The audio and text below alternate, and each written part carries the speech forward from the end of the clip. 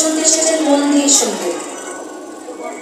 আপনি সংসারকে ত্যাগ করে গরমের মধ্যে এত কষ্ট করে আপনারা বসে আছেন, এই যে কীর্তন শুনতে আপনারা এসেছেন, আপনাদের আশাটা তখনই সফলতা হবে যদি এই নাম শ্রবণ করে 2 ফোঁটা নয়নস্র আপনি ভগবানের চরণে নিবেদন করতে পারেন।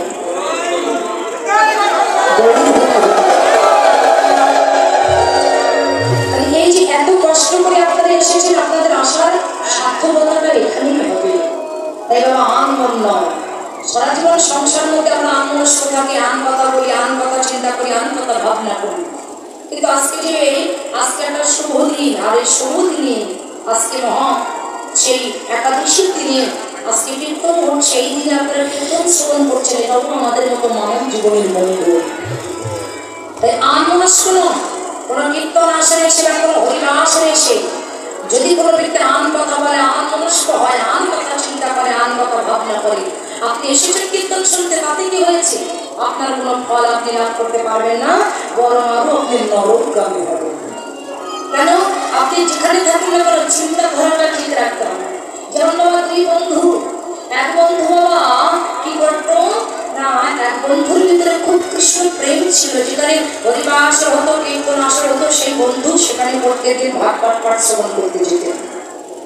আর একটা বন্ধু সে কুপথে চলতো, মানে মদ গাঁজা সেবা করতো, যেখানে পতিতা থাকতো সেখানে চলে যেত। হঠাৎ করে 2 বন্ধু যেতে যেতে বাবা একদিন পথে দেখা হয়ে গেছে। আর যেটা পথে দেখা হয়ে গেছে, যে বন্ধু প্রত্যেকদিন ভাগবত পাঠ শ্রবণ করে, কীর্তন শ্রবণ করে, হরিকথা কৃষ্ণ কথা আস্বাদন করে, ওই 2 বন্ধুর সাথে সামনাসামনি দেখা হয়ে গেছে। আর যেটা বাবা দেখা হয়ে গেছে, কি করলো না, ওই যে বন্ধু প্রত্যেকদিন ভাগবত পাঠ শ্রবণ করতে যায়, ওই বন্ধু যে প্রত্যেকদিন মদ পান করে, গাঁজা পান করে, পতিতালয়ে যায়, ওই বন্ধুকে ডেকে বলছে, সারা জীবন তো কুপথে মন দিলি, অসৎ পথে চললি, সংসারে ডুবে থাকলি, কত কুকথা, কত চিন্তা ভাবনা করেছিস, আজকে আমার সাথে চলো, অমুক গ্রামে কীর্তন হচ্ছে, চল আমরা সেই গ্রামে যাই, চল, সারা জীবন তো মদ পান করলি, এবারে তো হরিনামামৃত মধু পান করে দেয়, দেখতে দেখতে তো জীবনের বেলা প্রায় ফুরিয়ে এসেছে, আর কত থাকবি, এবার চল হরিনাম শ্রবণ করতে চাই। এখন বন্ধু যে মদ গাঁজা খায়, তার কি আর হরিনাম ভালো লাগবে? যে একবার ওর ভিতরে ডুবে গেছে, এখন বলছে আমি ওখানে যাবো না, তুই একটা কাজ কর, প্রত্যেকদিন হরিনাম শ্রবণ করিস, কৃষ্ণ নাম শ্রবণ করিস, ওই নাম শ্রবণ করে তুই কি পাস? কোনো কিছুই তো পাস না। নাম শ্রবণ করিস, শুধু কাঁদিস, দুঃখ কষ্ট জ্বালা যন্ত্রণা হয়। একটা কাজ কর, ওই নাম শ্রবণ করতে না গিয়ে তুই আমার সাথে চল, তুই আমার সাথে চল, আমি প্রত্যেকদিন যে মদ পান করি, পতিতালয়ে যায়, আজকে এই জায়গায় চল, দেখবি তুই কত সুখ, কত শান্তি লাভ করতে পারবি।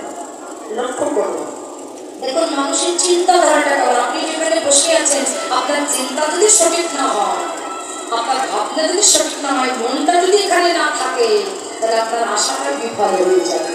তারই একটা প্রমাণ। এখন জীবনবাবু প্রত্যেকদিন ভাগবত পাঠ শ্রবণ করতে যায়, পাঠক পাশে ভাগবত পাঠ করছে, এই আপনাদের মধ্যে এতটা ভক্ত হয়েছে, ওই ভক্তের মধ্যে ওই বন্ধুটা বসে আছে। হঠাৎ করে পাঠক পাশে পাঠ করছে, মনটা ওই দিকে না, মন কোথায়?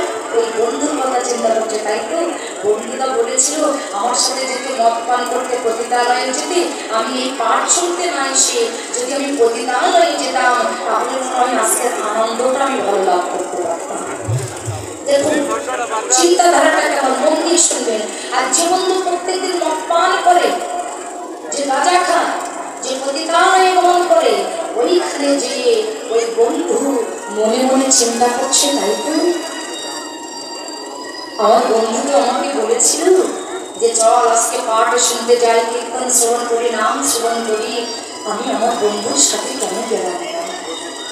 দেখতে দেখতে আমার তো জীবনের বেলা প্রায় ঘোরায় এসেছে, আমি কেন এই কুপথে চললাম, আমি কেন পতিতালয়ে আসলাম, আমি কেন মদ পান করলাম, আমি কেন এখানে আসলাম? আমি যদি আজকে নাম শুনতে পারতাম, তাহলে আমার মানব জনন্ত ধন্য হতো।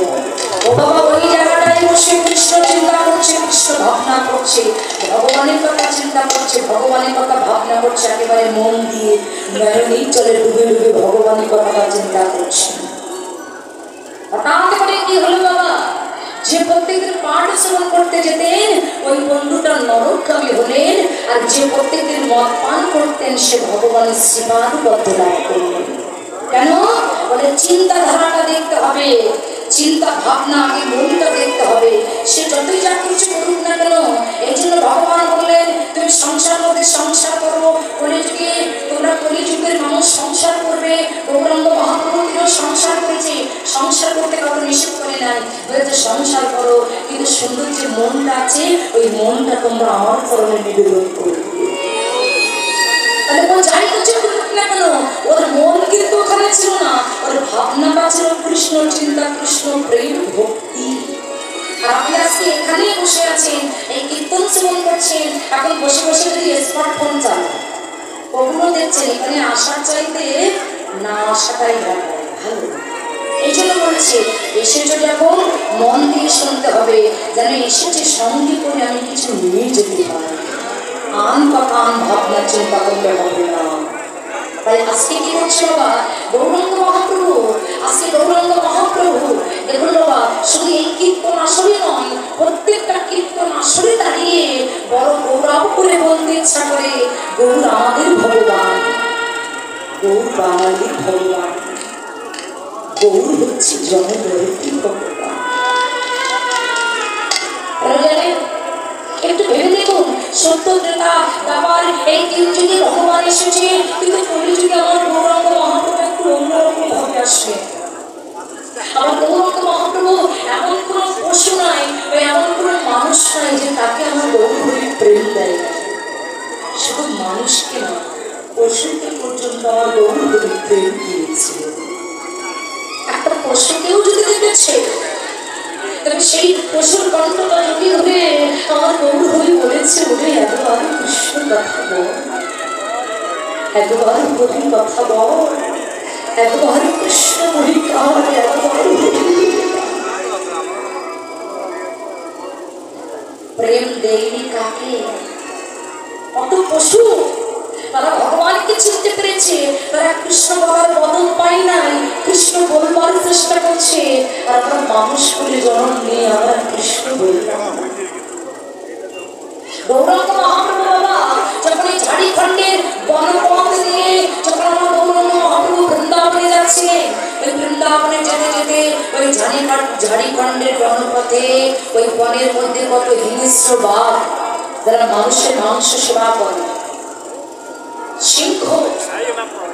গৌরাঙ্গ মহাপ্রভু যখন নাম করতে করতে যাচ্ছে, ওই বাঘ সিংহ গৌরহরির সামনে এসে একেবারে দাঁড়িয়েছে। গৌরাঙ্গ মহাপ্রভু যখন কৃষ্ণ নাম করছে, হরি নাম যখন করছে, ওই নাম শ্রবণ করে বলুন তো পশুগুলো তারা কি বোঝে? কি বোঝে? আমার গৌরের বদলে নাম শ্রবণ করে, গৌরের মুখে ওই নাম শ্রবণ করে যখনই নাম শ্রবণ করতে চাইছি, নাম যখন শ্রবণ করলে বনের হিংস্র বাঘ যারা, আজকে তারাও কৃষ্ণ প্রেমে মোহিত হয়ে গেলেন, কৃষ্ণ প্রেমে পাগল হয়ে গেলেন, কৃষ্ণ প্রেমে বিমূঢ় হয়ে গেলেন। আর যে বিমূঢ় হয়ে গেছে, এই বনের বাঘগুলো গৌরাঙ্গ মহাপ্রভু যখন নাম করতে করতে ওই পথ দিয়ে চলে যাচ্ছেন, এই বনের হিংস্র বাঘ যেদিন 17 দিন পর্যন্ত না খেয়েছিল, ওরা সেই দিন থেকে কোনোদিন মাংস শিকার করেনি, 17 দিন পর্যন্ত না খেয়েছিলেন, অবশেষে তারা ভাগবত ভাবে পৌঁছে গিয়েছিলেন। মানে যারা বনের পশুগুলি জন্ম নিল, তারা ভগবানকে চিনতে